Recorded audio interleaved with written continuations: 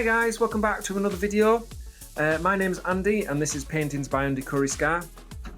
In this video we are going to be, sorry, my rabbit's having a bit of a run around in the background in his hutch and he's making a very loud bit of noise. He won't sit still. Anyway, I think he's trying to tell me he wants to get out. So anyway, in this video we are going to be looking at one of my recent commissions. It's of a Staffordshire Bull Terrier, or Staffy as I like to call them, and it is in acrylics. It's a commission for Christmas, and yeah, it's a nice picture of a full-bodied version of this particular Staffy. It's been photographed professionally, which I must say, the better the quality of the photograph, generally the better quality of my paintings. I have a good reference to work from. I'm more likely to create something that looks, you know, really good, as opposed to trying to make things up if I don't have a particularly great picture. And I've had a couple of those in the past. Unfortunately, those have been usually paintings that I've done of dogs that are no longer with us, and I have to work with what I have. People say I'm a magician, I just say I'm an artist, but yeah, the better the picture, obviously, the better the outcome that I produce. So it's in acrylics, as with most of my other paintings. It's around about 16 by 12 inches in size on board. It has a fair few different techniques, including a little bit of mark making, well, a lot of mark making going on, quite a little bit more detail. So, do you mind, Bert? You're making a blooming noise. Sorry. Unlike with most of my paintings, I do try to start in a way that I'm doing a speed painting and use all those sorts of marks. And then after that initial 30 to 45 minutes of doing loads of marks in a speed painting style, I then obviously reflect on what is present and then start to refine it, and then that obviously leads into a larger, longer painting where I'm starting to add that detail in. It's a really nice painting, a really beautiful dog and a beautiful photograph to work from, and unfortunately no longer with us, but it will be hopefully held in the memory with this character painting profile that I've created.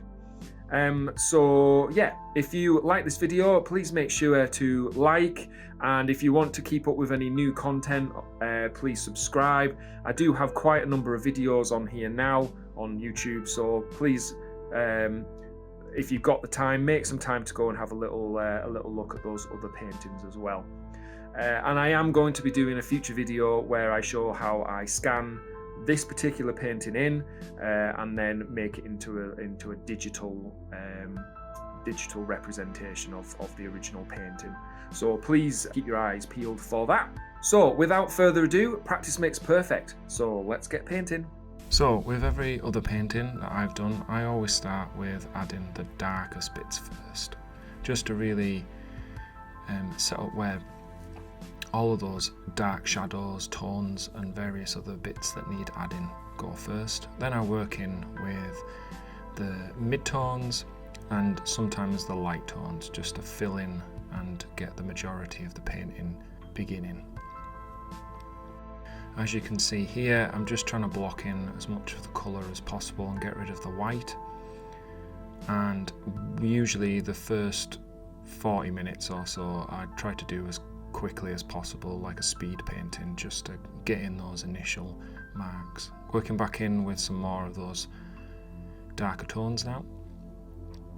And you can see some really loose mark making going on, trying to flesh in and build up those different shades and tones that are going on.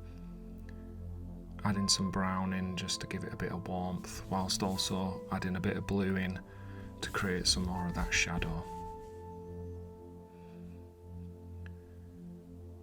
Building up the white, which might sound silly, but having some undercolours of blues and yellows will really help to make the white that goes on top, that is quite transparent, sort of start to have a bit of depth to it instead of it just being stark white like the background. I always enjoy doing the tongue Tongue's always something interesting, mixing a bit of blue with some brown and some red to get those different tonal values going on. I know that you'll probably hear me, I say tone a lot because that's pretty much what's happening really.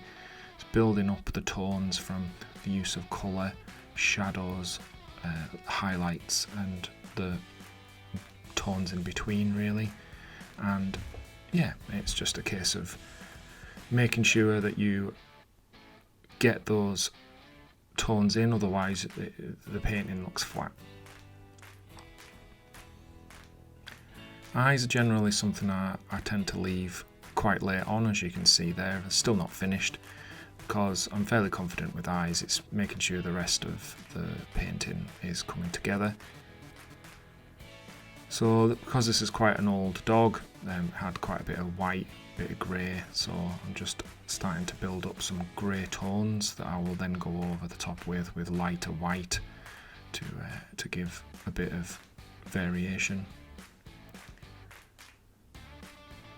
Just working my way all the way around the painting. I try not to spend too long on one section.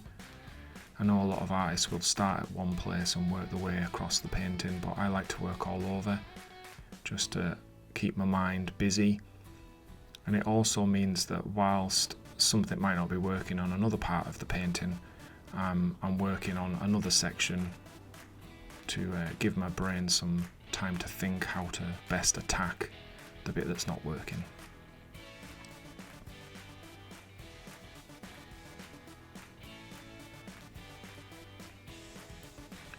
Amazing how just a few little strokes of paint can really bring that tongue to life.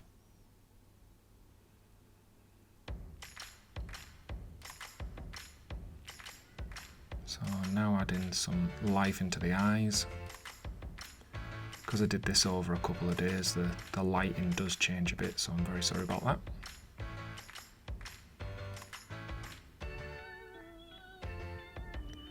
So I've probably spent about 5 hours on this painting in total. And obviously I've sped that up so that you can see it over the space of 4 or 5 minutes.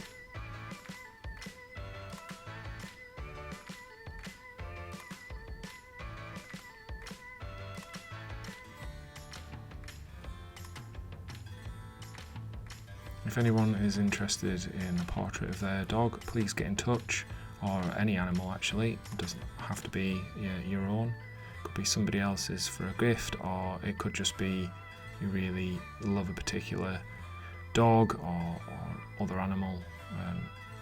Think about maybe possibly having it as something on your wall. Please do get in touch.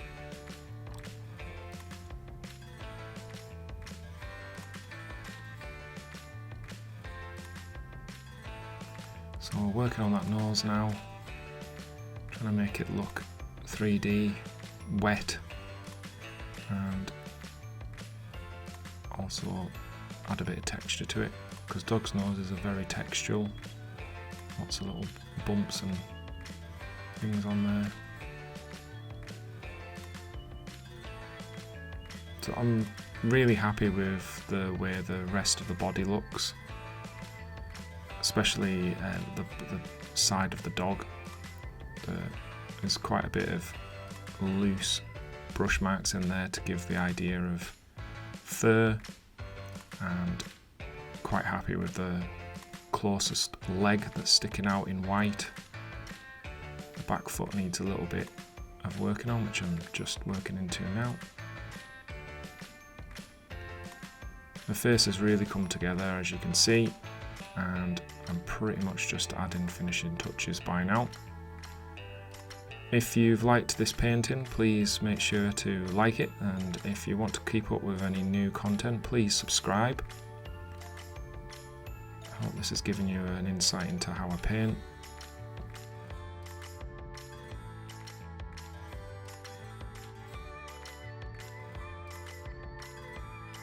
Finishing signature. Thank you for watching.